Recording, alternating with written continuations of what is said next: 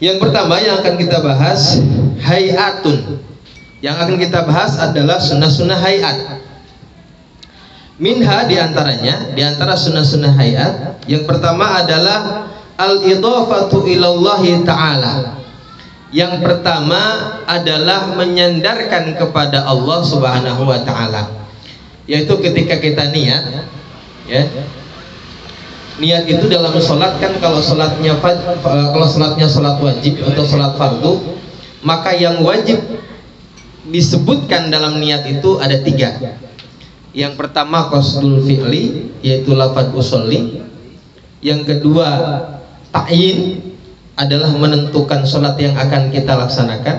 Yang ketiga adalah fardiyah. Jadi kalau kita niat dalam sholat, ketika takbir Allahu Akbar, dalam hati kita usolli fardul maghribi, sah sholatnya. Karena yang wajib cuma 3, lafadz usolli, lafadz fardun, sama ta'yin, menentukan sholat yang akan kita laksanakan. Itu kalau sholatnya sholat fardu. Kalau sholat sunnah, sunnahnya sunnah yang muayyanah, yang zatul awqat atau zatul sabab, maka kewajiban dalam niat cuma 2. Yang pertama qasdul fi'li, yang kedua ta'yin. Lafzul usolli, lafaz usolli, dengan sholat apa yang akan kita kerjakan. Nah, kalau sholatnya sholat sunnah mutlak yang nggak ada waktunya, nggak pakai sebab, cukup lafaz usolli saja sudah cukup. Jadi misalkan Allahu Akbar, dalam hati kita usolli, cukup. Dapat nggak pahalanya? Dapat. Sah nggak sholatnya? Sah. Itu kalau sholatnya sholat sunnah mutlak. Assalamualaikum teman-teman, berjumpa lagi dengan saya di sini di channel Bang Mo.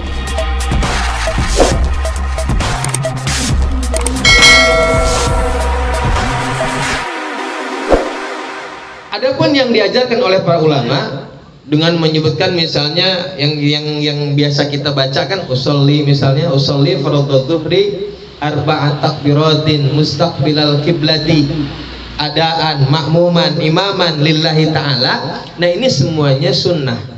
Nah, sunnah ini disebut sebagai sunnah hayat. Nah, yang tadi yang pertama disebutkan al-idhafatu ilallahi ta'ala, menyandarkan kepada Allah ta'ala dalam niat, itu hukumnya sunnah hayat. Jadi lillahi ta'ala-nya itu namanya al-idhafah kepada Allah. Ya.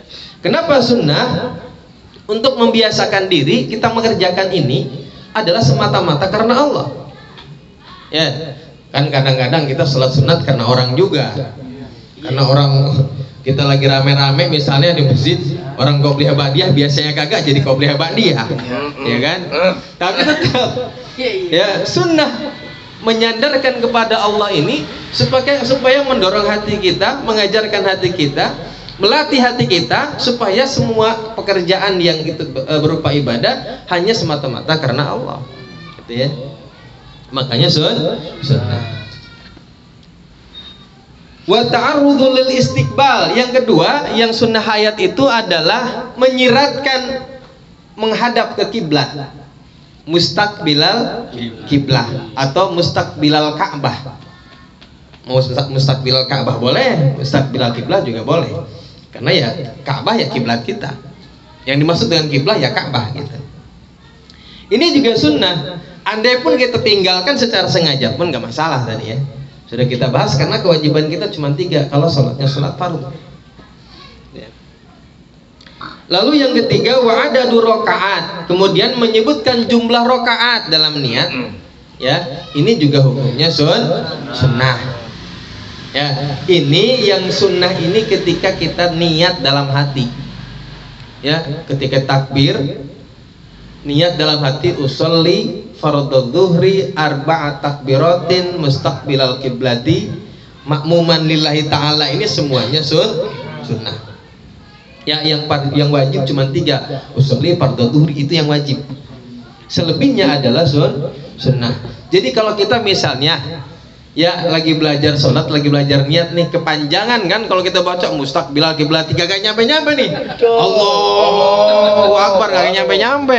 Ya kan? Cukup itu aja yang disebutkan. Usolli fardhu dzuhri makmuman lillahi ta'ala juga nggak wajib. Usolli fardhu dhuhri makmuman. Udah cukup kalau kita jadi makmum, karena wajib menyiratkan lafaz makmum. Ya. Kalau kita lagi belajar ya syukur-syukur kita bisa panjang itu. Tapi kalau talafuz, kalau mengucapkan niat sebelum takbiratul ihram, ya baca itu mah. Ya, mengucapkan niat sebelum kita takbir itu sunnah untuk dibaca juga. Kenapa? Karena membantu menghadirkan hati kita ke dalam sholat. Karena kadang-kadang nih kalau kita pikiran lagi panjang, lagi banyak nih, pikiran banyak lah pokoknya, lagi misalnya kerjaan numpuk, utang banyak, dikejar-kejar waktu sebagainya, nyampe ke tempat sholat masih kita mikirin kerjaan loh. Kadang-kadang usolli, sholat apa ya, lupa. Ini mah saya pengalaman saya nih mah ya. Enggak ya situ ya nggak jauh-jauh lah kira-kira kan begitu. Nah supaya ini cepat-cepat hadir hati kita di apa namanya dalam sholat kita, maka sunnah talafud, sunnah untuk mengucapkan niat. Ya, memang kan kalau sebagian kata orang sebelah mah itu bidah itu. Ya, lapan kita mengucapkan usolli fardhu dhuhri itu bidah katanya, Nabi nggak ngajarin. Iya. Ya. Cuman para ulama berjihad bahwa ini adalah kesunahan karena dapat membantu. Jadi sesuatu yang dapat mendatangkan kemaslahatan dalam sholat maka dianjurkan, gitu ya? Maka disunahkan. Kemudian yang berikutnya adalah wal ada wal qada, ya. Wal ada wal qada, menyebutkan adaan dan qadaan juga sunnah. Wa illam yakun alaihi fa'itatun, wa illam yakun alaihi fa'itah. Walaupun dia tidak punya sholat yang tertinggal, nggak punya sholat qadha, ya, walaupun kita nggak punya sholat yang perlu kita qadha, katanya tetap sunnah mengucapkan adaan.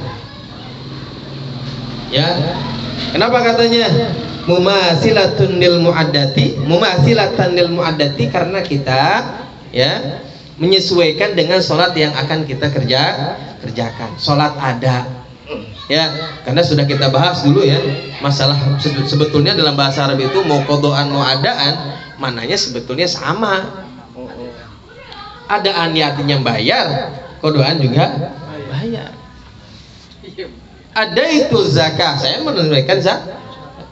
Muaddi zakah, enggak ada maqdi zakah. Disebutnya muaddi zakah, orang yang menunaikan zakat. Ya, sama. Orang yang membayar hutang, muaddidain, maqdiudain, sama aja. Secara bahasa sama, tetapi ya dalam sholat sunnahnya kalau sholatnya sholat ada, ya bukan qadha, maka sholatnya sholat adaan, menyebutkan adaan. Ya, kalau qadhaan kita sunnahnya qadhaan. Walaupun sholat qadha sebetulnya ini sholat qadha nih, misalnya nih kita sholat qadha kemudian salah menyebutkan adaan sah-sah aja sebetulnya, karena itu hukumnya sunnah saja. Ya, waduh tadi salah niat qadhaan adaan, sebetulnya nggak usah dibahas, nggak usah diulang juga. Itu hukumnya sunnah. Sunnah tuh. Oh dulu mah diajarin nggak sah itu, oh dulu mah berparku. Wanutku bil manwi. Kemudian yang berikutnya adalah mengucapkan sholat yang akan dikerjakan, ya, atau bahasanya at-talaffudzu bin niyah, mengucapkan lafaz niat. Ini juga sunnah hayat, ya, sunnah hayat, sudah kita bahas tadi. Kemudian wan nadru maudhi'i sujudihi, memandang atau melihat ke tempat sujudnya. Jadi kalau sholat jangan lihat kanan kiri ke depan, tapi ke tempat sujud.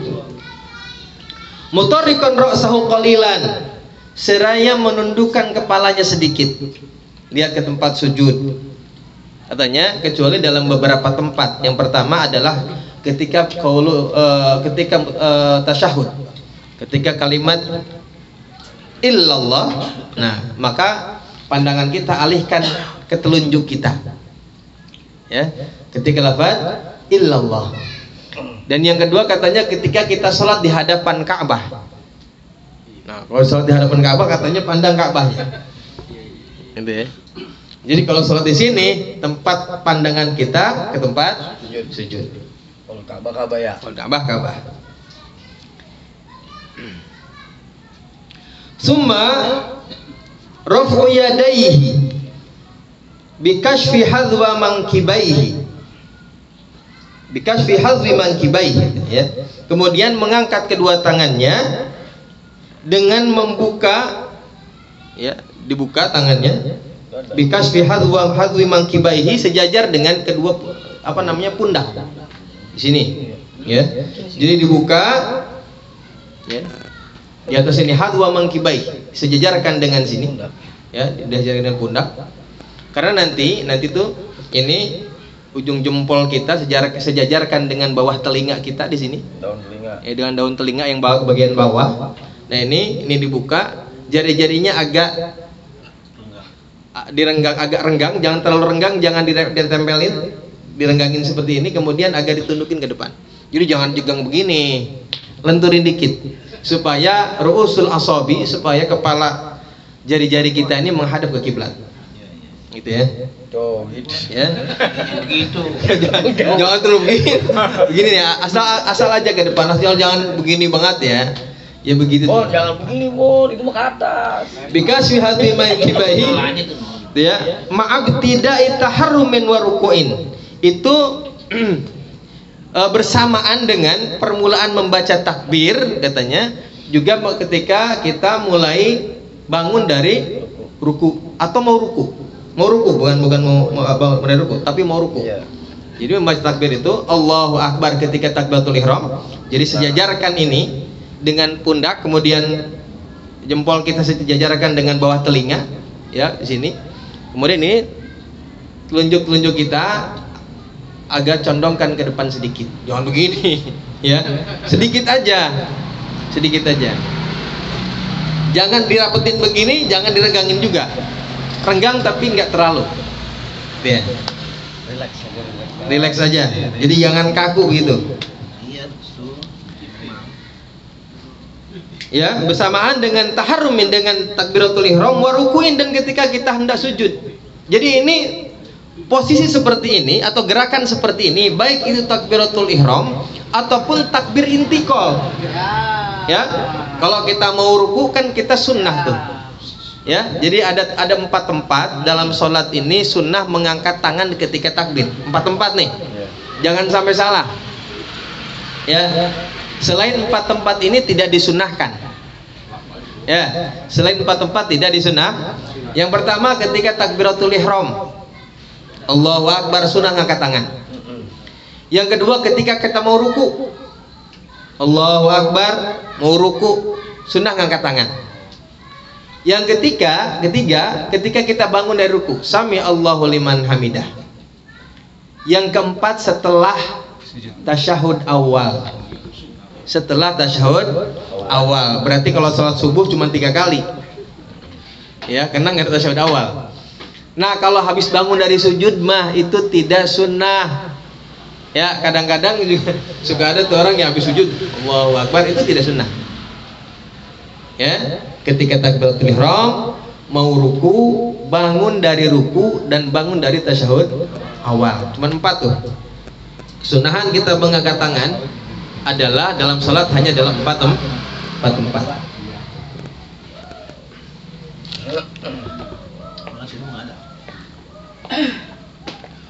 Wa ruku'in, ketika hendak ruku, wa raf'un minhu, dan ketika bangun dari ruku. Wa min tasyahudi awalin. Kemudian juga bangun dari tasyahud awal. Di sini ada tanda. Jadi 4 tempat ya. Takbiratul ihram, mau ruku, bangun dari ruku, dan tasyahud awal. Nah, ini juga hukumnya sunnah hayat. Ya. Nah, yang berikutnya adalah wad'u yaminin ala iyasari. Meletakkan tangan kanan di atas ku. Di atas ku itu adalah nih mata, ya, mata daging yang nonjol. Ya, mata. Daging yang nonjol lempengan dengan ibu jari, namanya ku. Sebelah sini nih. Bukan, ku itu ini kayak gini. Nah, ini tuh. Yang ini. Yang ini ku. Yang ini namanya kursu. Oh, beda-beda ya? Beda. Oh. Nih ya. Kalau ada tulang yang nongol di sini. Iya. Itu namanya ku. Jadi wawad uyaminin ala ku iyasarihi, meletakkan tangan kanan di atas ku-nya tangan kiri. Gitu ya. Tuh. Tuh ya. Di sini. Jangan begini. Ini namanya kedinginan. Ada yang begitu. Baik. Iya. Ya. Wawad uyaminin ala ku'iyasarihi, ya, meletakkan tangan kanan di atas ku-nya tangan kirinya, Ada begini malah di tahta sodrihi, di bawah dada. Di bawah dada, bukan di atas dada. Di bawah dada di sini. Ini kan dada kita nih. Tetek lah. Ya, ini di bawahnya.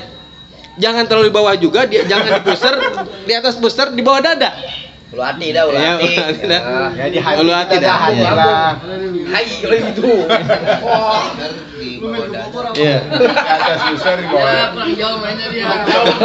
Parah Ipai. Ini masuk begini sholat. Oh sholat begini. Ya. Ada. Baik. Jadi dia tadi meletakkan tangan kanan di atas ku tangan kiri. Ya, ini ada beberapa cara sebetulnya, sunnah dari apa namanya yang diajarkan oleh para ulama itu ada beberapa cara. Di antaranya adalah yang pertama misalnya meletakkan begini tuh, ini di sini, dua tangan di sini. Iya. Ini bisa keempat-empatnya. Jadi yang letakkan cuma ini sebetulnya. Karena boleh begini. Ya kalau ada orang lihat begini, boleh nih. Oh, boleh ya. Boleh begini ke bawah semua. Ya. Ada yang dua boleh, ada yang satu boleh. Itu semuanya ada tuntunannya. Jadi kalau kita lihat orang yang kok beda, kok dia begini doang ya, atau begini doang, ada begini doang, jangan disalahin. Itu semuanya sunnah. Yang begini yang boleh. Yang begini nggak ada tuntunannya. Ya. Sunnah ayat. Kalau Ya. kita dulu lagi di kuliah mau begini. Nah, Iya bener itu dulu. iya. Emang ada, tapi saya nggak tahu ya. Iya tuh. Saya nggak tahu, tapi saya pernah dengar doang. Itu pernah dengar keterangan dari guru saya kalau nggak salah nih ya. Tapi saya nggak pernah, belum membaca ya. Namanya juga bacaannya kurang banyak kali gitu. Itu katanya kalau yang begitu tuh sebetulnya agak di bawah hati sebelah kiri, di sini nih. Di sini nih. Jadi di hati kita. Jadi supaya ketika takbir Allahu Akbar itu dimasukin ke hati berat di sini nih. Gitu ya, untuk menguatkan gitu lah intinya. Wallahu alam lah. Saya emang Ya, nggak pernah ngelakuin intinya gitu itu. sih. Saya emang nggak pernah ngelakuin gitu. Ya jadi sebelah kiri itu supaya mungkin lebih ke tasawuf lah mungkin itu ya. Bahasannya bahasawan. Kan aja bang ini katanya mana? Seperti Sayyidina Ali sudah memegang pedangnya. Begitu katanya dulu. Ya, mungkin ya Kita lagi ala kulihal. goin mulu kayaknya gitu. Ala kulihal itu mungkin ada beberapa ulama mungkin gitu ya. Saya juga tidak bisa menyalahkan karena takut memang ada dasarnya, tapi ini yang diajarkan yang saya baca dalam kitab fikih khususnya ya. Beda halnya mungkin itu kajiannya di tasawuf atau apa, wallahu a'lam bishawab.